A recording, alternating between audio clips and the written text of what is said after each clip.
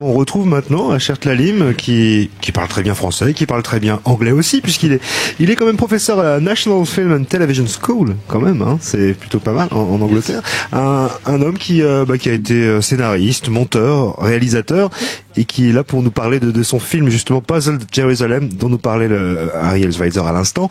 Un film qui ne montre pas une Jérusalem, mais des Jérusalem. J'ai l'impression, c'est pas une ville Jérusalem, c'est des milliers de villes. C'est un peu ça l'idée de Puzzled Jerusalem, non? Oui, premièrement, mon français n'est pas très bon. Je m'excuse. J'espère que je pourrai m'expliquer.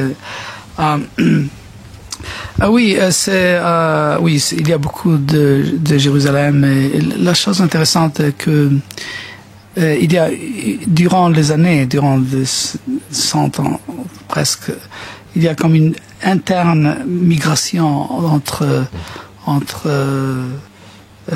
neighborhood, entre les quartiers, entre les quartiers, les Juifs changent les Arabes, qui changent les Juifs, et il y a comme une immigration interne que j'ai rarement vue entre parties de grandes villes que je connais, parce que c'est tout le temps en mouvement circulaire, je veux dire.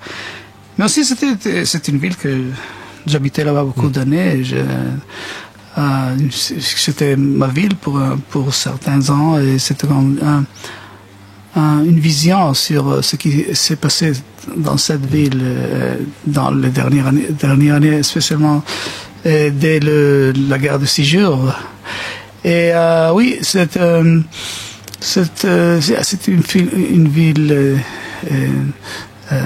partagée et déchirée, et en même temps il y a quelque chose de spécial dans cette ville. Mais ce titre en anglais, Puzzled de Jérusalem, il a plusieurs sens en fait, parce que c'est la ville Paul, c'est la ville en plusieurs pièces, mais c'est aussi la ville qui questionne, qui interroge, qui pose des questions. Oui, c'est vrai.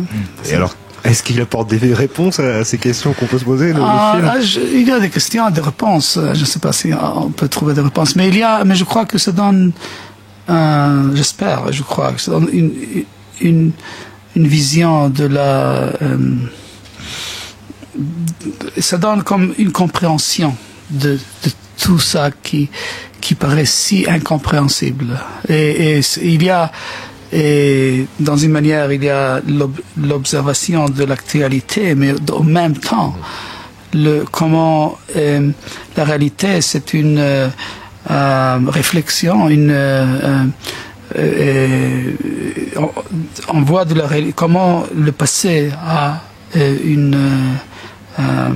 il a une influence si intense sur le présent, le passé, spécialement des commencements du conflit, ça veut dire je peux dire de la déclaration de Balfour, mais aussi on voit un peu les centaines ou les milliers d'années. Alors le film, toujours j'aimais des choses que je voyais dans le film de Truffaut et de Godard, quelquefois, que chacun est un film.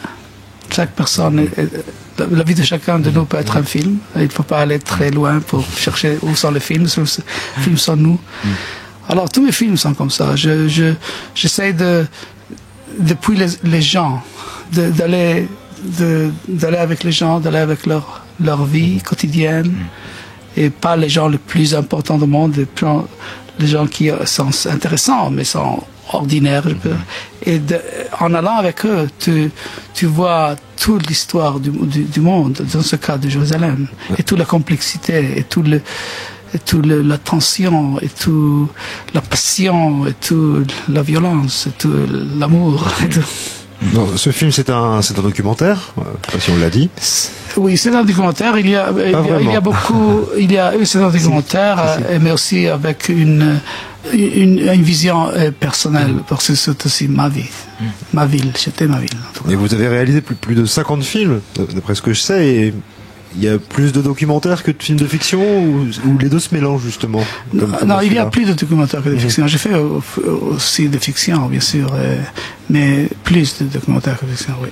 Dans ce film Puzzled Jérusalem, on y entend des paroles d'Israéliens, de Palestiniens à Jérusalem. Oui.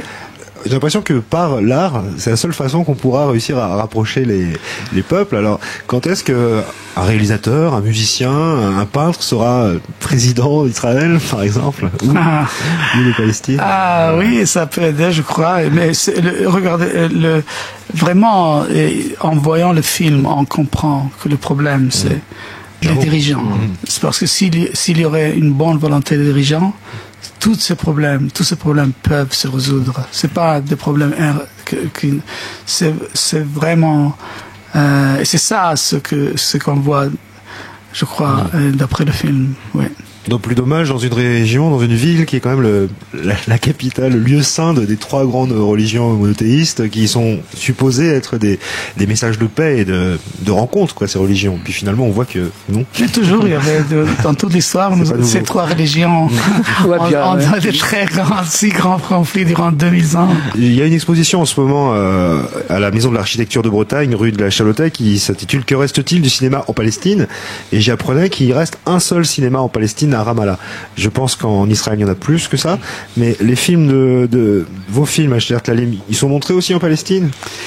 Dans ce cinéma de Ramallah? Non, pas dans ce cinéma de Ramallah. Il y avait dans Nazareth une fois qu'il y avait une cinémathèque, mais à Ramallah non. Ça serait bien qu'on puisse les voir. Pas encore.